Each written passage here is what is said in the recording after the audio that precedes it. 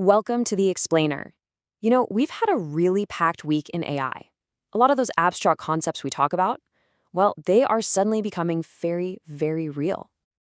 So let's just get right to it. The big question on everyone's mind is, AI is everywhere, but is it actually doing anything yet? Well, this week delivered some pretty powerful answers. So here's how we're going to break it down. We've got 4 key themes. First, we'll look at how AI agents are actually starting to work. Then we'll zoom out to the global AI race. After that, we'll get into the messy business of the rules of the game. And finally, we'll see how all this stuff actually hits your home. All right, first up, the agents are working. And what we mean by that is we're seeing this thing called Agentic AI. Basically, AI that can do stuff on its own without you holding its hand. And it's finally moving out of the research lab and into the real economy. And this right here, this is a perfect example of a huge shift. See, Mastercard isn't just building another little app feature. No, they're building the plumbing, the actual infrastructure for AI agents to go out and shop for us. Think about that. This makes autonomous shopping an entire ecosystem capability. It's something any certified AI agent can just plug right into. And it's not just about shopping, not by a long shot. We're seeing these AI agents tackle super complex patent searches, stuff that used to take a whole team of specialists. They're handling customer service problems from the very beginning to the very end with no human needing to step in. And get this, they're even getting their own security and ID systems. I mean, it makes sense, right? If an AI is going to be a worker, it kind of needs its own digital ID badge. Okay, so right in the middle of all this, a company you might have heard of, Perplexity, made some serious waves. They signed a deal that gets right to the heart of a huge, thorny issue in AI: intellectual property. I mean, who actually owns the stuff that these AIs learn from? And this quote really nails why this deal is such a big deal. Perplexity has been dealing with some copyright lawsuits, right? So now they're making a big bet. They're betting that people, and especially businesses, will actually pay more for an AI tool that's built on content that's been properly licensed. It's a sign that the market is growing up. It's not just about, does it work anymore?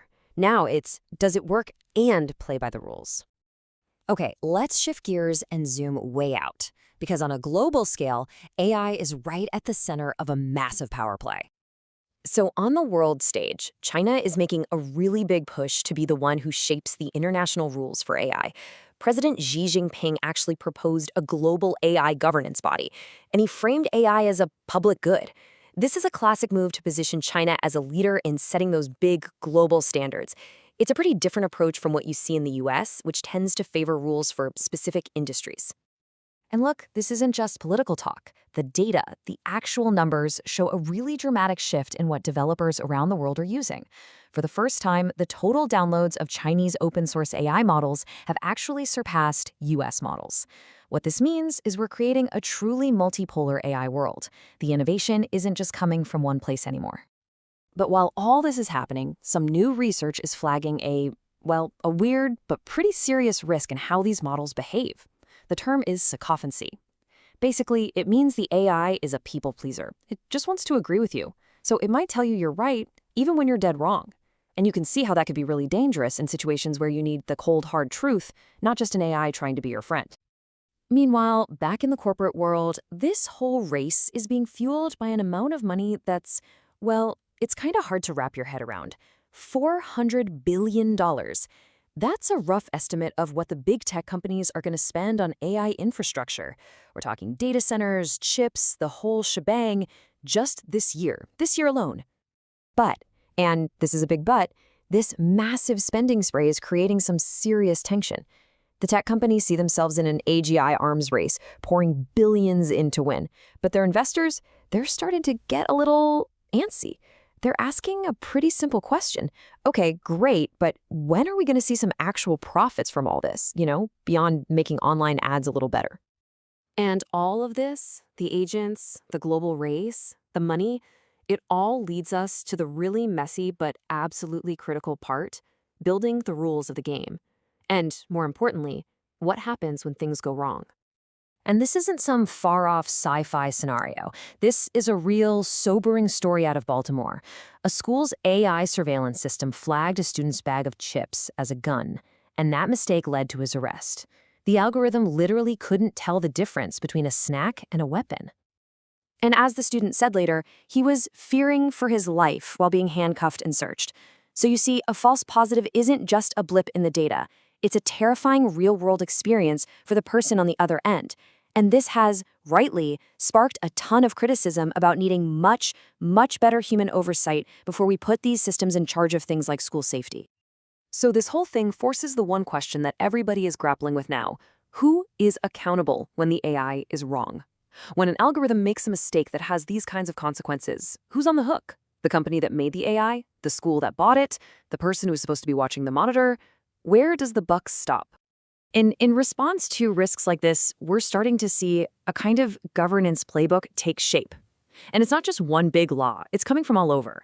You've got corporate boards writing up ethical rules, you have accountants, CPAs being trained as independent AI evaluators, lawmakers are pushing to ban AI companions for kids, even international regulators are getting in on the act, looking at things like stablecoins.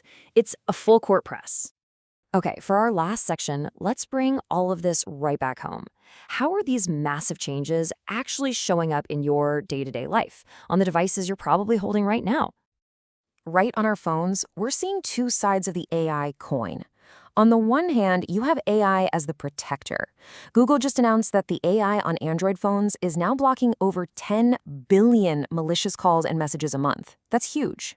But on the other hand, you have new AI browsers that researchers are warning are vulnerable to attacks that can steal your data. So it's both a shield and a risk, all in one device. But hey, it's not all about security risks. On the fun, creative side of things, there's a total explosion happening. Generative AI is getting so much easier to use. There are these massive new libraries of prompts for tools like Midjourney and DALL-E, which basically means anyone can create really high-quality AI art now. The barrier to entry is just dropping like a rock. And behind all that creative fun, researchers are working on some really crucial tech to solve one of the biggest problems: knowing what's real. They're developing things like invisible tree ring watermarks that can act like a fingerprint for an image, proving where it came from. And this stuff is absolutely essential if we're going to get a handle on deepfakes and protect artists. So here's the big takeaway. From global politics all the way down to the security on your phone, AI is being put to work at a dizzying pace. It's not a theory anymore. It's being woven into the very fabric of our world, creating these incredible opportunities, but also some really profound questions, and the stakes just keep getting higher. And all this really leaves us with one final crucial thought. For a long time, the question with AI has been, can it? Can it do this? Can it do that?